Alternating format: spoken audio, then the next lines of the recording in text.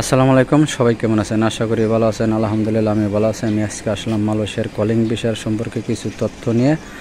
অনেক ভাই কমেন্ট করেছে, কমেন্টে জানতে চেয়েছে ভাই মালয়েশিয়া কলিং ভিসার লাস্ট ফ্লাইট কত তারিখে। এই বিষয়ে নিয়ে কিছু কথা থাকছে। এরপরে আপনার মালয়েশিয়া জানুয়ারি মাসে পাসপোর্ট জমা দিলে কি মালয়েশিয়া আসতে পারবো কিনা, এই বিষয়ে নিয়ে কিছু কথা। অনুরোধ রইল পুরো ভিডিওটি দেখার জন্য, তাহলে বিস্তারিত বুঝতে পারবেন। এর পরবর্তী প্রশ্ন হলো 2022-এর কলিংয়ে যে সকল 18,000 কর্মী আসতে পারেন তাদের নিয়ে কিছু কথা। তাদেরকে অনুরোধ রইল 29শে ডিসেম্বরে তারা সবাইকেই আসার জন্য অনুরোধ জানানো হয়েছে।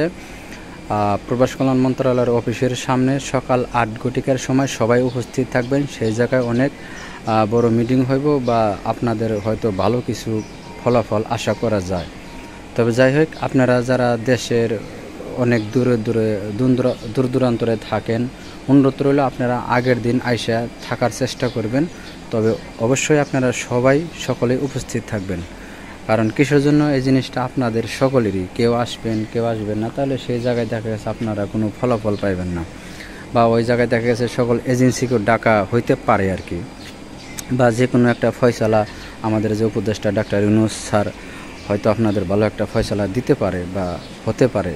তবে সবাইকে অনুরোধ রইল আপনারা সকাল 8টায় উপস্থিত থাকবেন প্রবাস কল্যাণ মন্ত্রণালয়ের অফিসের সামনে 29শে ডিসেম্বর। ওকে। এরপরে হলো এক ভাই জানতে চেয়েছে, কয়েক ভাই কমেন্ট করেছে মালয়েশিয়ায় জানুয়ারি মাসে পাসপোর্ট জমা দিলে কি মালয়েশিয়া আসতে পারবো।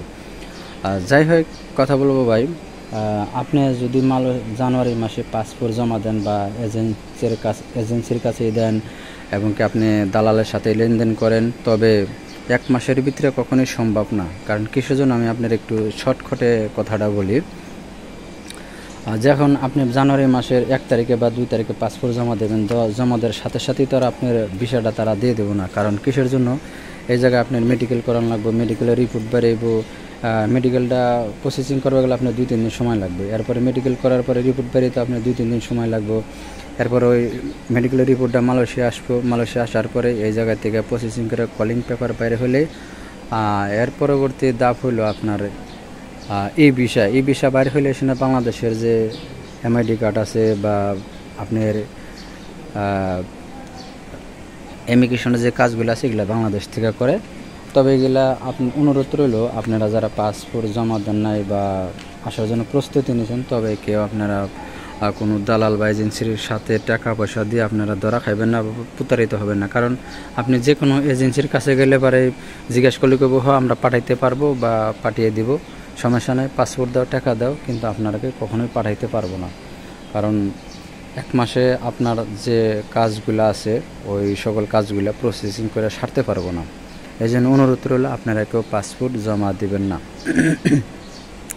এরপর হলো মালয়েশিয়া আসার জন্য যে লাস্ট ফ্লাইট মালয়েশিয়া সরকার ঘোষণা দিয়েছে, সময় সীমিত করে দিয়েছে 31শে জানুয়ারি 2025। এর ভিতরে যাদের পাঠাইতে পারবো তারাই আসতে পারবো, পরবর্তীতে ফ্লাইট কারণ সম্ভব না। আর এরপরে হয়তো এক ভাই লিখেছে ভাই সময় বাড়াইবে কিনা, এটা সময় বাড়ানোর একান্তই মালয়েশিয়া সরকারের ব্যক্তিগত ব্যাপার। তবে এই ক্ষেত্রে আমি এখনও কেউ কিছু বলতে পারবো না, আমি না শুধু কেউ বলতে পারবো না, কোনো মিডিয়াই নেই।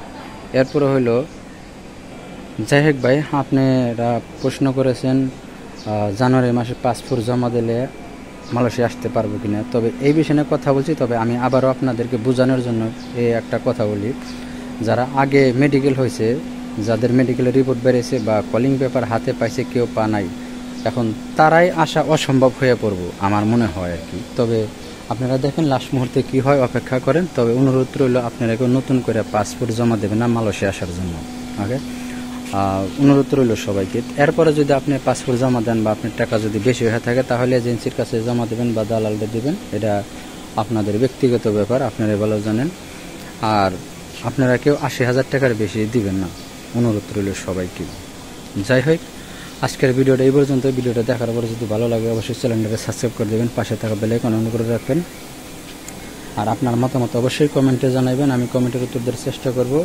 কথায় ভুল হয়ে থাকলে অবশ্যই ক্ষমা দৃষ্টিতে দেখবেন। একটা ভিডিওর মধ্যে অনেকগুলো কথা বলা হয়, অবশ্যই সেই জায়গায় সেদিক হতেই পারে, তাই না আপনারা কোনো খারাপ মন্তব্য করবেন না বা খারাপ কমেন্ট লিখবেন না।